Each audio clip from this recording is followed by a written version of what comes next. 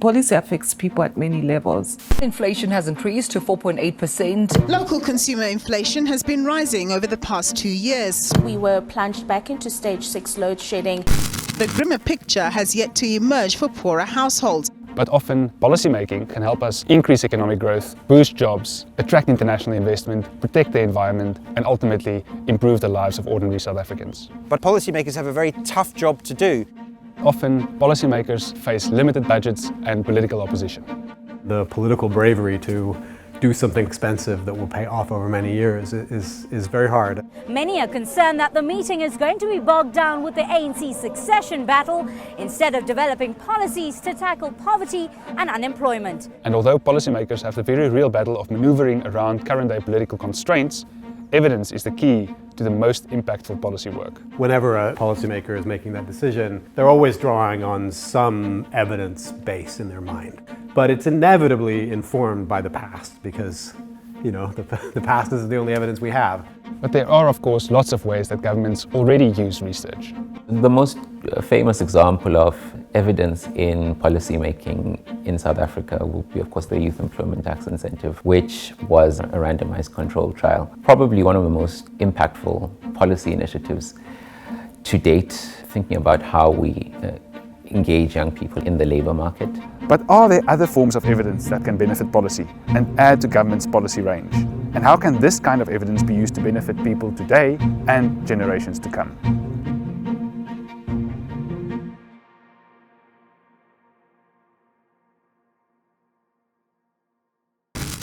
History can help you get things in perspective. The study of history really has two big ways of thinking. One is that the lessons we learn from the past is relevant for understanding our model of how things work today. The other, of course, is just that the past actually just creates conditions that still have an effect today. So we have to look at the past and say that the past can be our role model. History brings understanding that some interventions have probably already been tried in the past. But in economic history, we can take things a step further. Using economic history as a resource, policymakers can broaden their evidence base. Economic historians have evidence to draw on over hundreds of years. So where an economist leads with the theory, leads with the hypothesis, they want to bring order to the chaos, whereas we as economic historians, we embrace the chaos, we embrace the mess. Various subdisciplines can contribute. For example, fiscal policy, monetary policy, education policy, tax policy, even things like innovation policy can tell us a lot about how patents in the past create new inventions that contributed to human flourishing. To take an example from my own work, understanding that a given railroad investment in 1890 had a given effect on GDP in 1890, you might say that's completely useless just because there is no such thing as an 1890 railroad technology today. But you might, as an economist, try to ask the question, well, what effect did it have? And you get a number that maybe you could think about as like a benefit to cost ratio.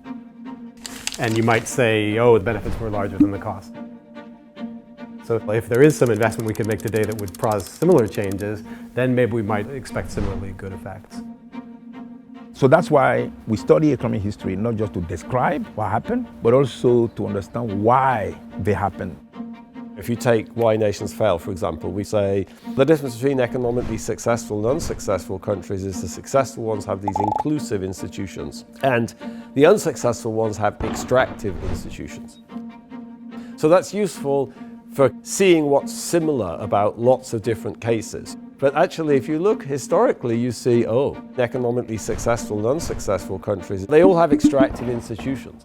So if you wanted to do policies that promote successful economic development, then all the details of those societies become extremely important. We need to know details about local culture, local context, and use this knowledge creatively in designing policy. The fact that extractive institutions in Colombia look very different than they do in Zimbabwe or in the United States or Uzbekistan becomes extremely important. We looked at an extreme case in history, which was the US bombing of Vietnam. We were really interested on what conflict does to economies. So Vietnam's an interesting case. It's a country that's had very rapid economic growth over the last 50 years. So it's an optimistic case about the possibility of recovery. We did a study of the impact of the arrival of fast internet in Africa on employment, we found indications that the overall effect of internet infrastructure in developing countries seems to be surprisingly positive for economic activity. So policymakers can actually take insight from those mechanisms and apply it to current context and make specific proposals to government.